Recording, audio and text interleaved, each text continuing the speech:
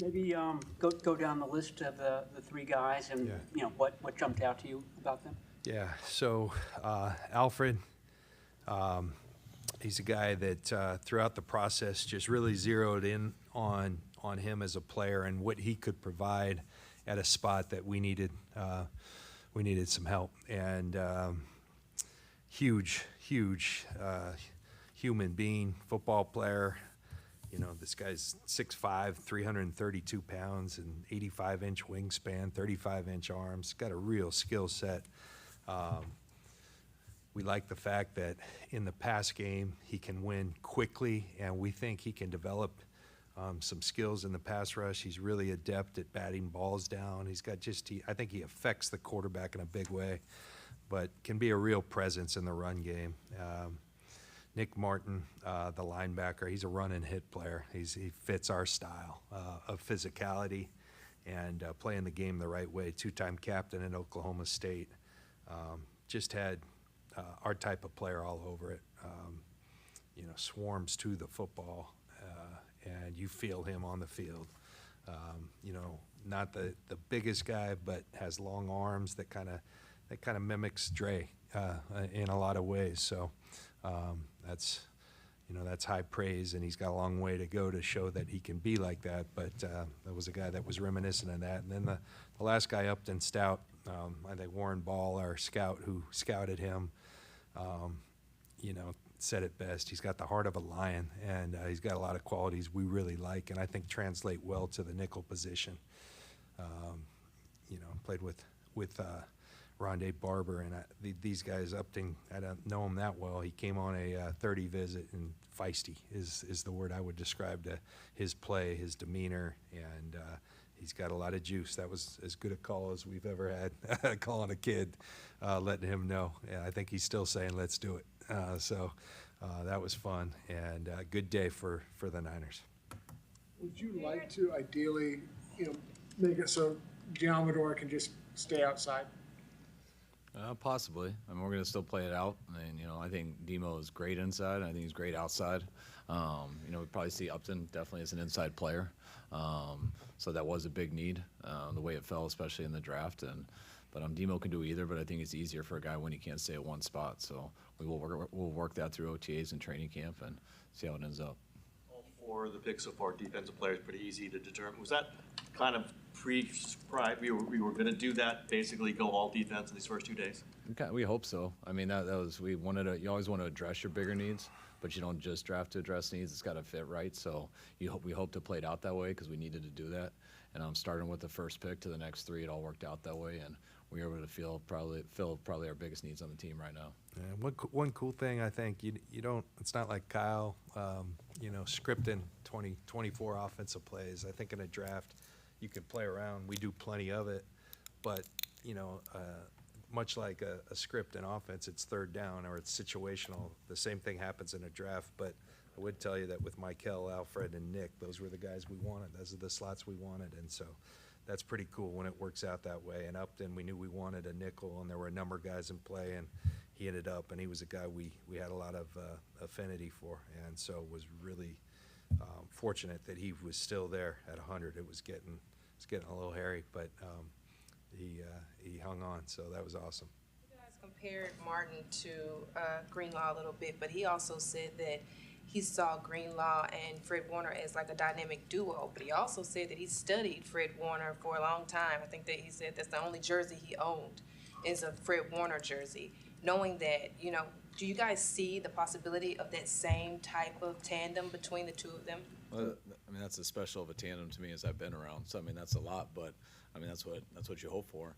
And, I think Dre is one of the best run and hit linebackers that I've ever been around, probably the best in the league at it. And when we looked at the college tape, we felt this was the guy who was the best in college at that way. And it was cool just picking up the phone, just like what you said. I told him, I was like, hey, we lost a big hitter. And he goes, Coach, I already know. I can do that. Like, that's where I wanted to be. So it was just, I mean, what you said is accurate. He knew all about us, and I think he was just excited to come here as we are to have him. Saleh has very concrete ideas of what he needs for his scheme. How much input did he have on these picks? Well, Saleh's got a lot of input. We always kind of refresh as a staff on what we're looking for.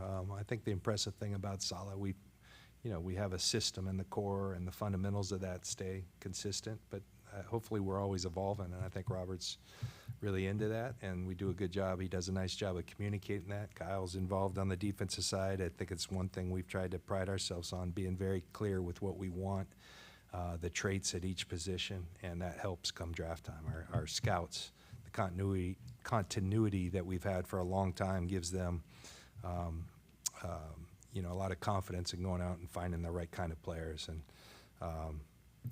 although I think like Alfred, the length that he and Michael have, that's something we've been coveting for a while, and to have that now. But I think they're both guys that move fairly well, so that's exciting for us. We've been here 9 years, and Saul was first to come with us, and we've changed coaches a few times, and but our system, not just schematically, but the way we do the draft that doesn't change. It's extremely important what the scouts say and what they find and what they present to us. It's extremely important what the position coaches find, and it's extremely important what the coordinators kind of relate to me and kind of how I interview all them, and then I balance it out with the scouts and with John and how we all come to a conclusion on stuff. But we've been doing this for 9 years together, and having a new coordinator that's not a new coordinator because he's been here in the past kind of made it a very smooth, easy deal for us.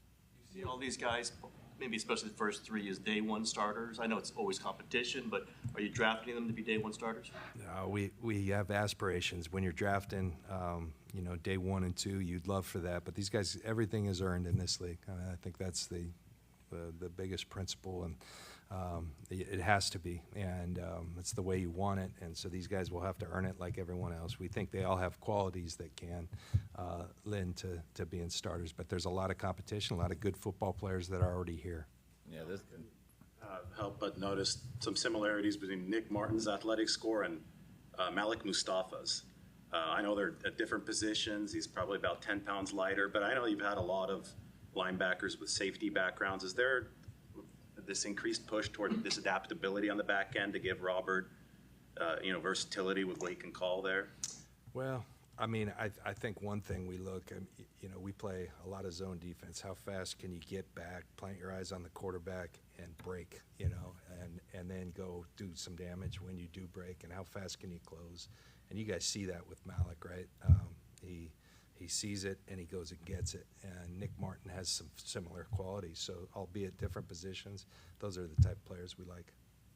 It's not terribly unusual to see 220-pound linebackers anymore. But when you have a guy who is a run-ahead 220-pound linebacker, how much do you weigh? Like, can this guy hold up? Can he be durable in the NFL? He had a knee injury last year, but I think other than that, been a fairly healthy guy. You always weigh that, but that's why you go get big guys like Alfred in front of him. And, I think it's a nice combination. And that's, I think what I was alluding to, the style of football that he plays. But one thing about Dre was kind of similar size, but had long arms. And so 32-inch arms is long for a 5'11" guy, and that's a good equation. It helps keep linemen off you and all that, and power lifter in high school, some of those things that I think help him out the way he plays. Collins have a medical issue too, where they said he was in a boot at Pro Day. He was in a boot at Pro Day, you're right. He was. He had a couple of things that he worked through, but he played through it. He had a really good senior year. So, yeah.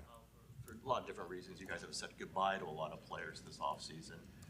Haven't had a lot of additions. How nice is it to be getting players in, players you picked, players of a lot of talent that you guys believe in? Oh, I told John today's the first day I kind of exhaled since free agency. Yeah.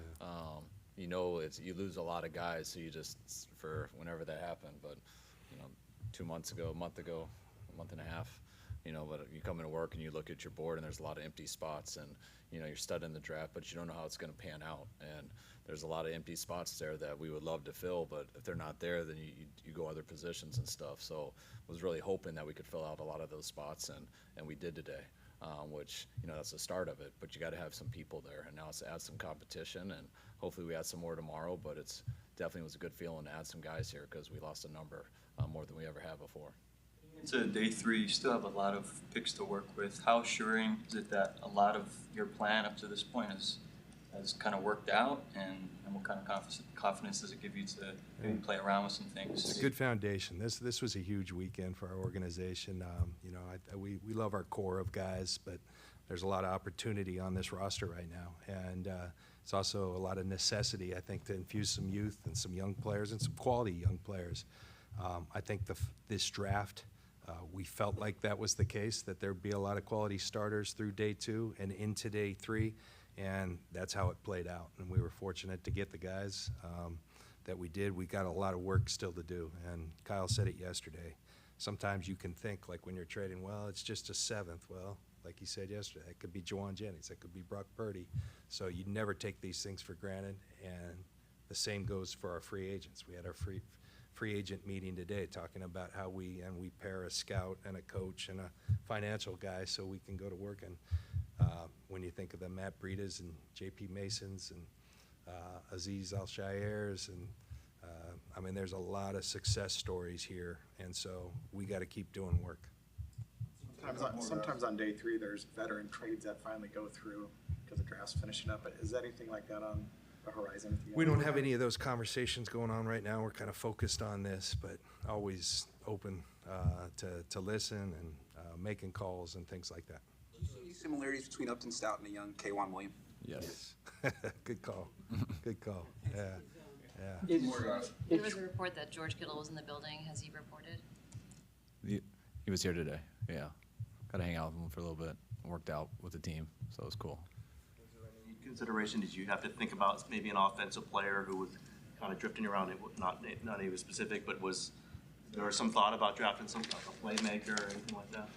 Always. It's how it unfolds. And you got to compare it to who's the best player and what needs are and all that. But it was close to a number of times. But you know, I think ideally we would have liked to seen it go the way that it did. But if there was ever something there that was too good to pass, I mean, you don't hesitate to pivot. Where are you guys at swing tackle right now? Is Burford, Pleasance, are those guys possibilities at that spot? Yeah, everyone's a possibility right now. We're still putting. We got 7. Huh? He's more of a nickel. Everyone who's listed as O-lineman's a spot. We had 73, and now we have 77, and so that means we got room for 13 more. So we'll see. Thanks.